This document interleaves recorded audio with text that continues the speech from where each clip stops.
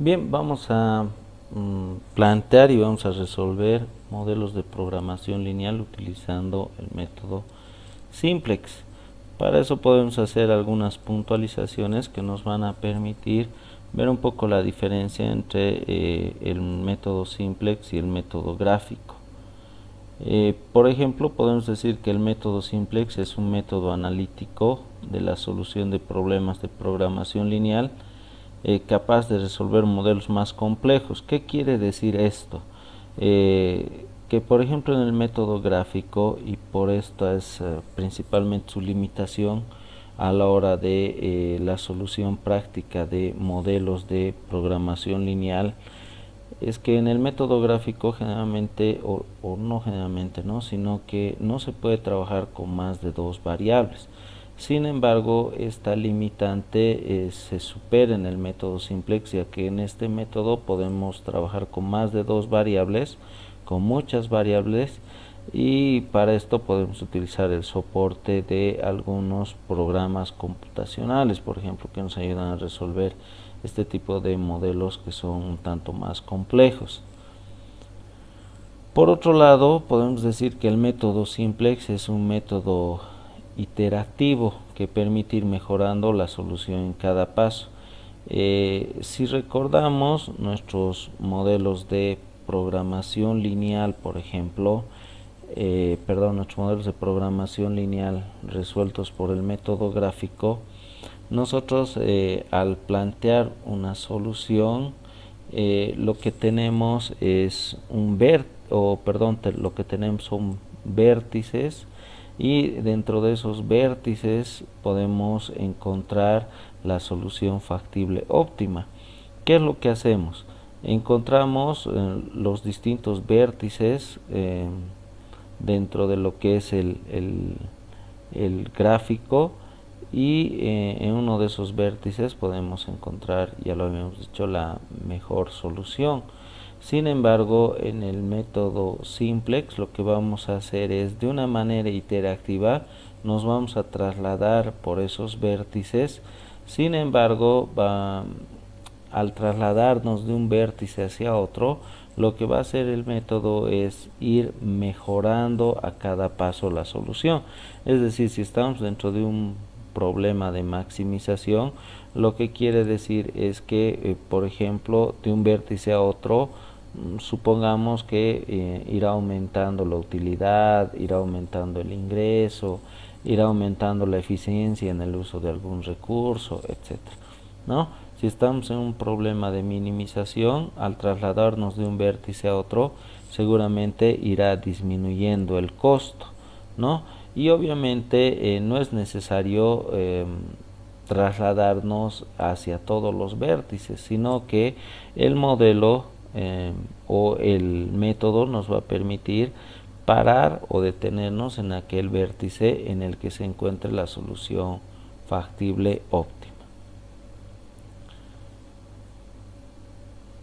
Podemos decir también que es una herramienta matemática que nos ayuda a resolver problemas de planeación, programación, de operaciones, que nos permiten responder a las preguntas de cuánto producir, y estas obviamente de acuerdo a la capacidad operativa de la empresa, es decir, a la capacidad instalada, y también a las restricciones que se puedan encontrar en el mercado. Para esto vamos a utilizar una matriz, y es así que vamos a hablar del método simplex tabular, y vamos a utilizar dentro de la matriz, vamos a hacer ciertas operaciones de eliminación utilizando los preceptos de Gauss-Jordan.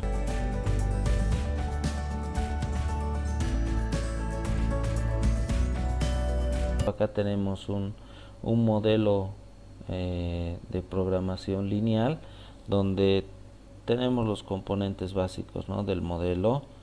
Por un lado tenemos la función objetivo, ¿no?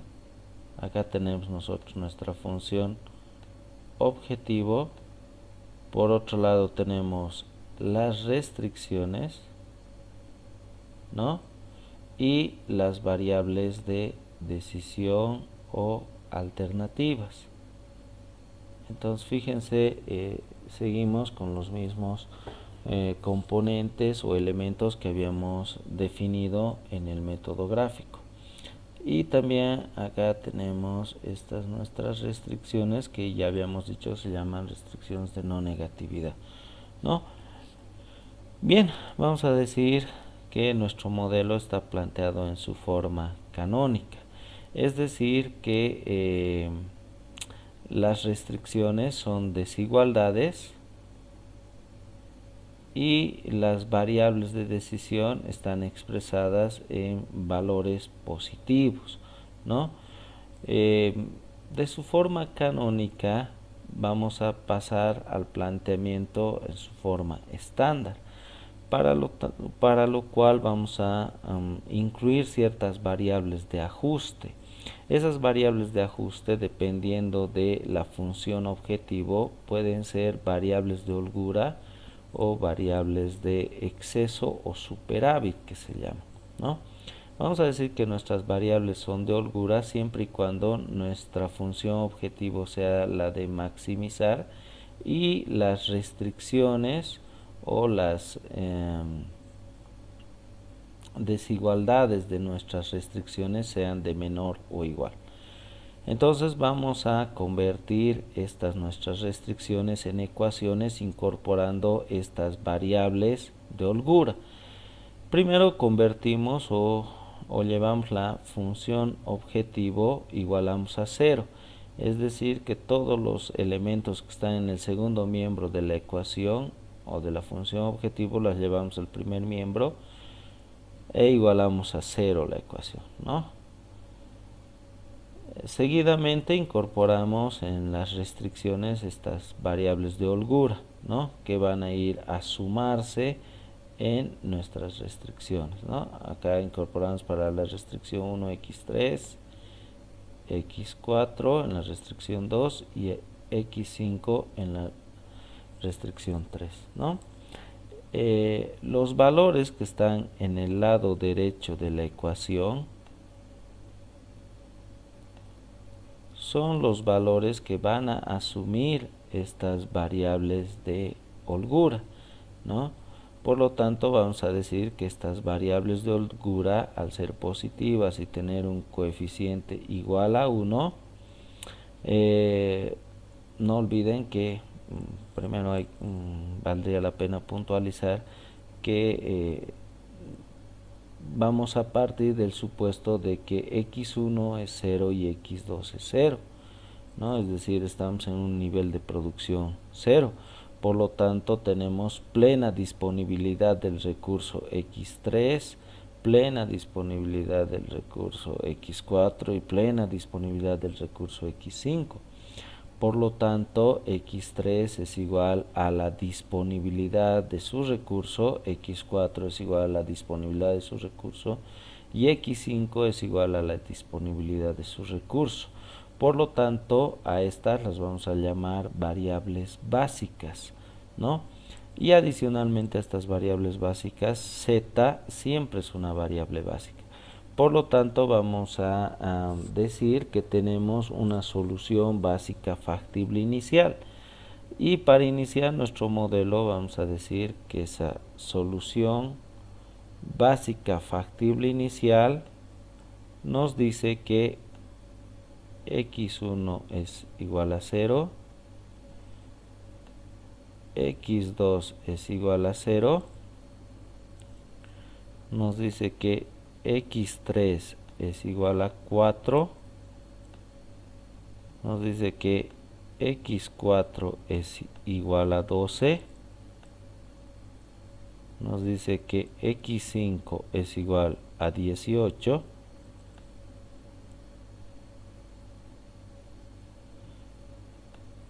y el valor de z o de nuestra función objetivo es igual a 0. Entonces esta es nuestra solución básica factible inicial. Bien, para iniciar con las interacciones lo que vamos a hacer es que vamos a plantear nuestro modelo de su forma algebraica a su forma tabular, ¿no? Acá ya tenemos el modelo, ya lo teníamos planteado en su forma estándar, y lo que vamos a hacer es pasar de esta forma estándar del modelo, donde tenemos que las variables están acompañadas de sus coeficientes. Solamente en la forma o en el formato tabular vamos a utilizar los valores que representan estas variables, ¿no?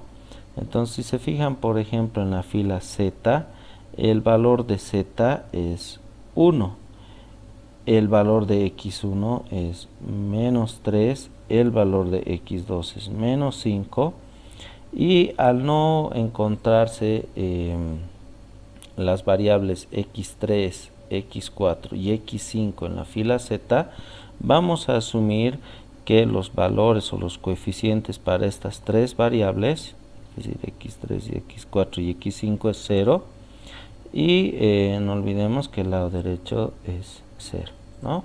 Si por ejemplo nosotros copiamos los coeficientes de la ecuación 3, supongamos la ecuación 3, ¿no?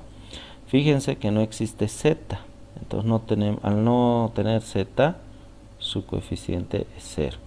El valor de x1 es 3, el valor de x2 es 2, el valor de x3, no existe x3, entonces es 0. El valor de x4, no tenemos x4, entonces su valor es 0. El valor de x5 es 1 y el lado derecho es 18, ¿no?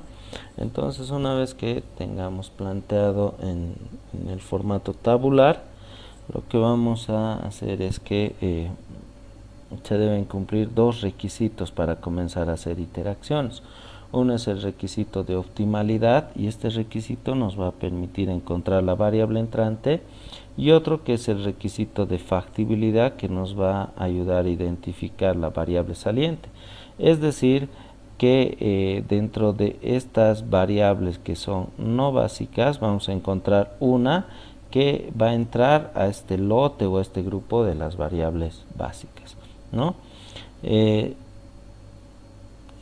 Al tratarse de un problema de maximización, la variable entrante va a ser aquella que tenga el valor más negativo. En este caso, la variable entrante es x2, y la variable saliente tiene que ser aquella que tenga el cociente mínimo. Y ahí se cumple el requisito de factibilidad, es decir, que vamos a dividir los valores del lado derecho menos z ya no se toma en cuenta, entre los elementos de la columna pivote, ¿no? Vale la pena resaltar que al identificar la variable entrante, todos los coeficientes que están en la columna de esa variable se llaman columna pivote, ¿no? Entonces dividimos, ¿no? 4 entre 0 es 0, 12 entre 2 es 6, 18 entre 2 es 9. Por lo tanto, el mínimo es 6, y nuestra variable saliente es x4, perdón. Nuestra variable saliente es x4. Lo que hacemos es, vamos a hacer unas operaciones donde vamos a encontrar los nuevos valores de, ahora vamos a sustituir x4, vamos a sustituir por x2. Entonces tenemos que encontrar nuevos coeficientes, ¿no? Y para encontrar estos nuevos coeficientes vamos a dividir la fila pivote, es decir, esta fila pivote, vamos a dividir entre el elemento pivote, es decir, vamos a dividir 0, 0, 2, 0, 1, 0, 12. Todo esto vamos a dividir entre el elemento pivote, que es 2.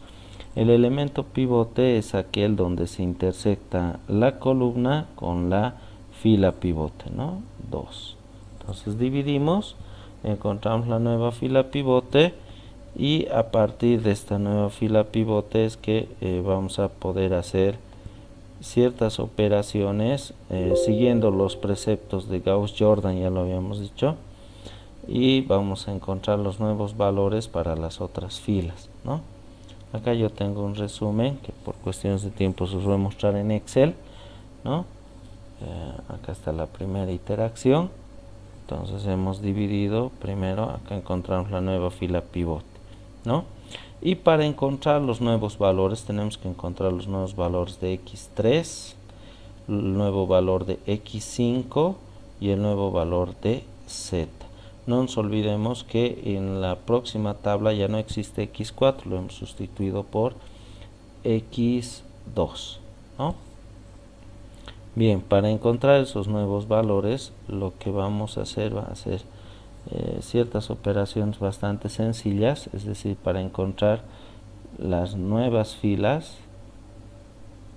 para encontrar una nueva fila, vamos a utilizar los coeficientes de la fila actual restado el elemento pivote de esa fila multiplicado por la nueva fila pivote, ¿no? Es decir, la nueva fila pivote que ya habíamos encontrado, ¿no? Entonces vamos a hacer esas operaciones. Nos fijamos acá. Fíjense, acá tenemos, por ejemplo, para encontrar los nuevos valores de x3, de la fila x3, copiamos los valores de la x3 actual, ¿no? Por ejemplo, esta es la numeración de las ecuaciones, ¿no? Que no es necesario copiar. Entonces copiamos de este z. Fíjense en x3, z vale 0, x1 vale 1, x2 vale 0, x3 vale 1, x4 vale 0, x5 vale 0 y el lado derecho es igual a 4. Y el elemento pivote es igual a 0. ¿Cómo encontramos ese elemento pivote? No nos olvidemos que esta es la columna pivote, la variable entrante, y ahora vamos a hacer operaciones para x3, por lo tanto esta va a ser nuestra fila pivote, ¿sí? Donde se intersectan, no olvidemos que está el elemento pivote, en este caso va a ser 0. Cualquier número multiplicado por 0 nos va a dar 0. Si a la x3 actual le restamos 0, la x3 se va a repetir, ¿ah? Entonces hacemos esas operaciones, ya lo hemos hecho para x3, lo hacemos de igual manera para x5, ¿sí? Donde hemos copiado los valores de la x5 actual. El elemento pivote para esta fila es 2. Vamos a repetir cómo hemos encontrado eso. No olvidemos, acá está nuestra columna pivote. Y ahora vamos a hacer operaciones para x5. Al intersectar la columna con la fila, el coeficiente es 2. Por lo tanto, nuestro elemento pivote es 2 positivo. No hay que olvidarnos de eso. Multiplicamos 2 por la nueva fila pivote y a eso le restamos la x5 actual y encontramos la nueva x5, ¿no? Lo mismo hacemos para z, solo que el elemento pivote en z ahora es menos 5, ¿no? Fíjense en z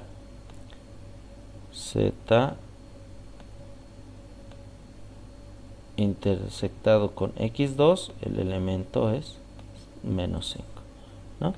Entonces hacemos operaciones siguiendo este procedimiento, ¿no? Hacemos operaciones y encontramos nuestros nuevos valores, ¿no? Entonces, fíjense, acá están nuestros nuevos valores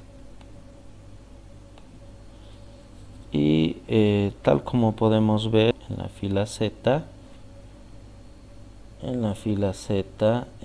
vamos a decir que todavía tenemos un coeficiente con valor negativo, ¿no? Acá tenemos la fila Z, por lo tanto podemos hacer una nueva iteración. Se cumple con la optimalidad, pero veamos si se cumple con la factibilidad.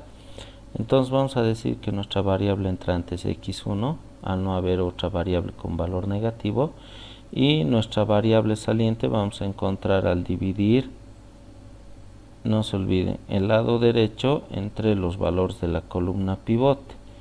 Entonces dividimos, ¿no? 4 entre 1 es igual a 4, 6 entre 0 es igual a 0, 6 entre 3 es igual a 2, el mínimo es 2, por lo tanto nuestra fila pivote va a ser x5.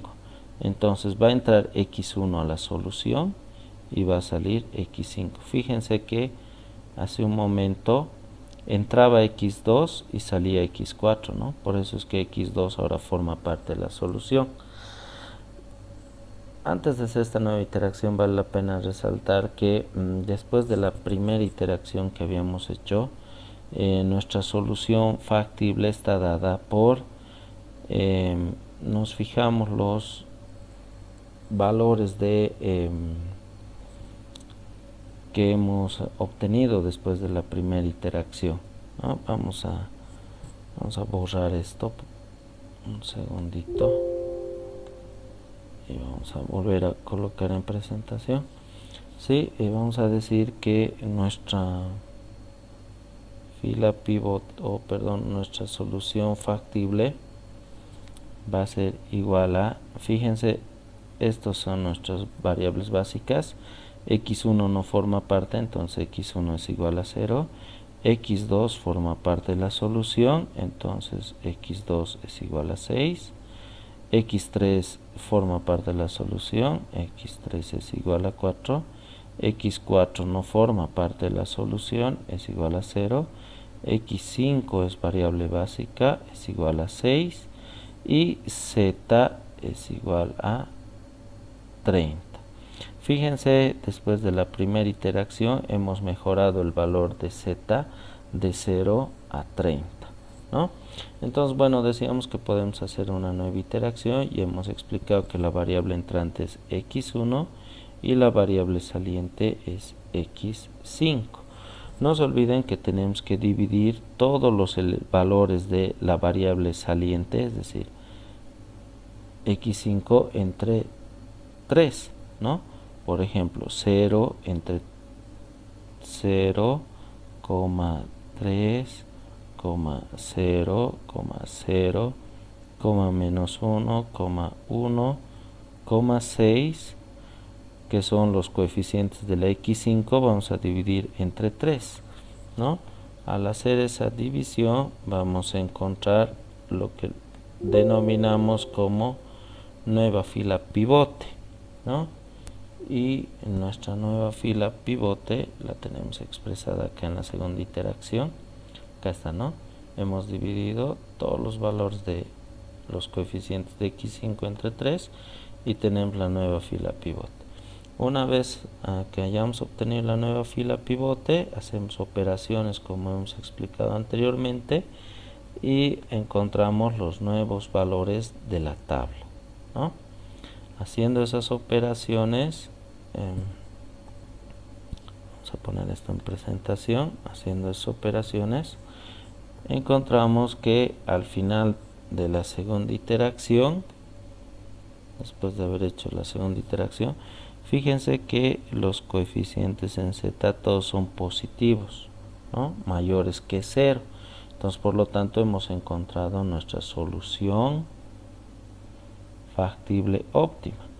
Y nuestra solución factible óptima, nos fijamos los coeficientes, es que las variables básicas, x1 es igual a 2, x2 es igual a 6, x3 es igual a 2, x4 no forma parte de las variables básicas, es 0, x5 es 0 y z es igual a 36, ¿no? Fíjense cómo al iniciar nuestras iteraciones z se incrementa de 0 a 30 y posteriormente se incrementa de 30 a 36. Fíjense cómo al ir iterando vamos mejorando el valor de z, ¿no? Entonces así es como se soluciona un modelo de programación lineal utilizando el método simplex. Obviamente si tendríamos más variables, mientras podamos seguir iterando, es decir, cumpliendo con la optimalidad y factibilidad, vamos a ir mejorando el valor de z, ¿no? Si fuera...